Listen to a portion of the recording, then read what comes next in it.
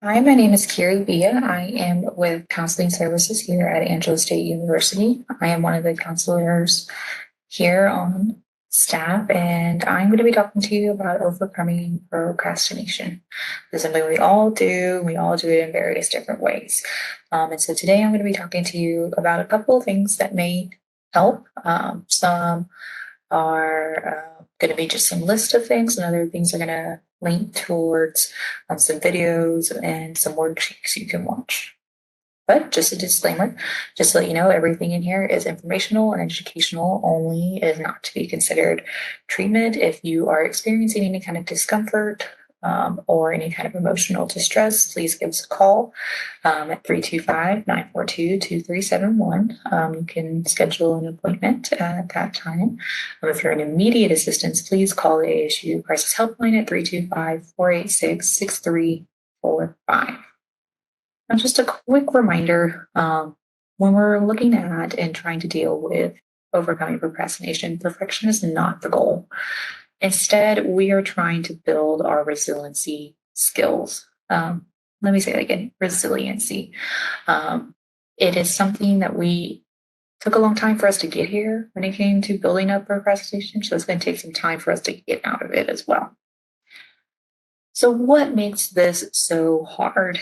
Now, these 4 tools come from acceptance and commitment therapy, or ACT for short. It breaks down what are the reasons why we procrastinate. And so the first one is that we get hooked. Our brain is able to be very convincing and come up with many different reasons why we shouldn't do something.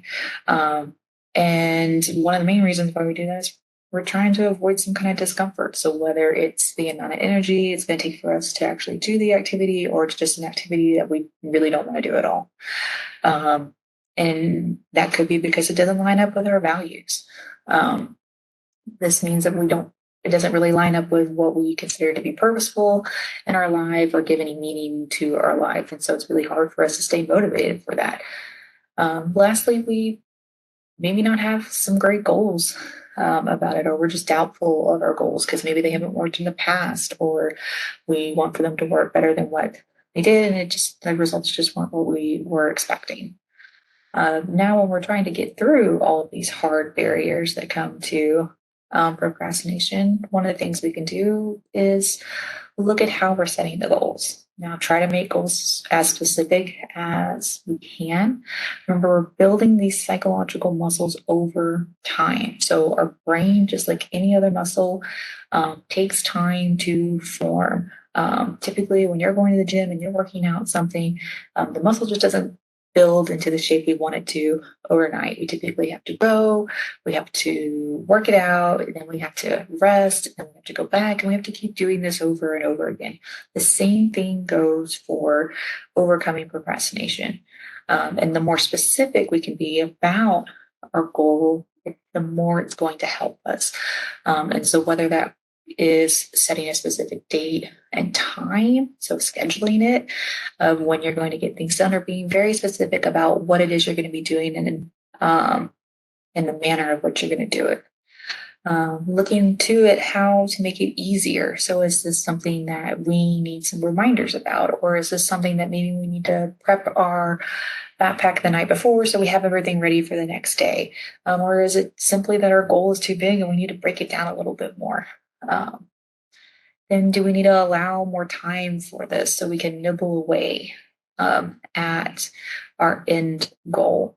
Like I said before, this took a long time for us to get to this point when it comes to procrastination. So sometimes we need to allow ourselves some time to be able to get over this barrier. The other thing you can do, and this is also from ACT, is remember the 7 R's. These are different things that you can do, and they all can kind of play off each other. So it's not like you start with one and you move down to the next one. These are all just different things you can do to help with staying motivated and staying on top of your task. The first is reminders. Now, this can be a physical reminder as like a post-it note or a reminder on your phone, or this can be a person. So going into that relationships part of it. Do you have an accountability partner? Do you have someone you're emailing to say, hey, I did this, or anything like that? Or is it just someone you're checking in with to say, can you help me do this? Or you want to go study together or anything like that? Records. So this is something that you are just tracking the information and recording what's working, what's not working. Did it work? Did you complete the task? Did you not complete the task? What got in the way? Did we have any rewards? Rewards can be many different things. And so what's going to be motivating for us? Is it something internal, like it's a feeling that makes us feel better when we accomplish a task by checking things off a list, or is this something external that we need? So we get to go spend time with our friends this weekend and not have to worry about assignments, or we are going to go see a movie or something along those lines, or be able to watch a movie and we can actually relax and watch the movie instead of thinking about all the things that we are putting off. Routines are very helpful. This is something too that, especially with the different semesters, a routine is going to probably change each semester. So finding out what your routine is at the beginning of the semester, also in the middle of the semester, and the end of the semester, your routine is most likely going to change. So being flexible with that is going to be helpful, but also understanding that you yourself are important, and having a routine that works for you is something that's going to be beneficial to you in the long run. Now, lastly, you're going to be reflecting and restructuring your environment. So reflecting on what worked. So you're using that record to see what worked, what didn't work, and then seeing if there's something you need to troubleshoot when it comes to your environment. So do you need to go someplace that's a little bit less or a little bit more distraction free, or do you need to prep more for it? So like I said, do you need to get your bag ready the night before so you have everything available for you the next day, so you're not having to run back and forth between your room and your classroom and going back and forth because you forgot something? Having those things available and prepping them as much as you can ahead of time is going to be very helpful for these. Now, if you're someone who wants a little bit more of a hands-on approach and not just a list of things to look at, the Procrastin-NOT program through Oregon State University is helpful. They have videos and all these different worksheets. Now, I'm not going to reference every single worksheet, but all of them are very useful. But I am going to highlight two of them. These are the ones I used most with students. The first one is the procrastination management flowchart. So this is just a simple yes and no about, and it'll help you kind of get to the root of what's going on when it comes to why we haven't gotten through with this one task. The last one is breaking down my week. Sometimes we need an organizational tool that's just more than just a planner and a calendar. This one has those aspects. So it is looking at every day of the week, but it organizes it a little bit differently into thinking about what your priorities are. Are there certain appointments you have that week? What could be some bonus things that would be helpful to get done this week, if you can, and if you have time available to do that? So it's not just about writing down when everything's due. It's more about looking at what you have going on right now, and then also looking at what's going to be going on in the future and trying to blend the two together. On the website of the Procrastin-NOT program, they have a video of a student using these two items. And so it's very beneficial if you need that visual looking at it as well.